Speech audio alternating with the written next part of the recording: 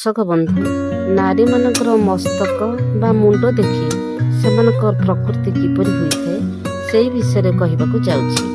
मन देगी देखंतु, मझिरे वीडियो को स्किप करिवे नाही। स्किप कले जानि परिबे नाही। जो नारी मानकर मुंड मोटा सेमने श्याम स्वामी सहित सबुबले अप्रिय होती एवं से केबे भी शांति रे रही पारंती नाही। जो नारी मानकर मुंड छोट सेमाने विधवा हेबा जोग थाए। जो नारी मानकर मुंड शरीर तुलना रे बड़ सेमाने विधवा हेबार जोग थाए। सेमाने कलह प्रिय मध्य होइथांती। जो नारी मानकर मुंड लंबा सेमाने गर्भधारण क्षमता सेमानकर कम थाए। जो नारी मानकर मुंड रे कम रुम और शिरा देखा जाए सेमाने रोगिना होइथांती। जो नारी मानकर मुंड दीर्घ सेमाने बंधा हेबार संभावना थाए।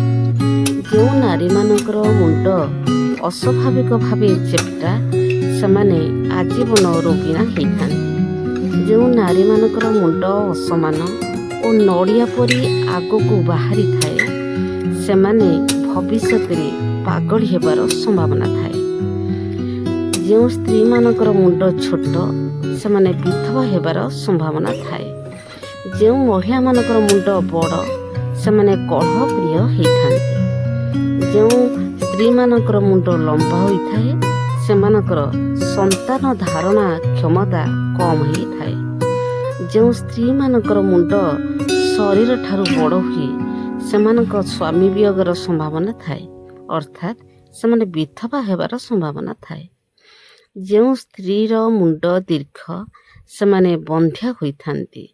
जो स्त्रींकर मुंडरे रुम एवं शिर देखा जाए सेमाने चिर व्याधियुक्त होइथांती। जो स्त्री मानकर मुंड मोटा सेमाने स्वामी अप्रिया एवं दुर्भाग्य सेमानक पीछा छाड़े नाही। दर्शक बंधु भिडियोटी को जदि भल लगी थाए ताहले लाइक करिवे एवं सब्सक्राइब करिवे। एई लक्षण विषय जानिया पई अन्य मानकु शेयर करिवे। रहुछि आगो को वीडियो नहीं भल भल आसीबे।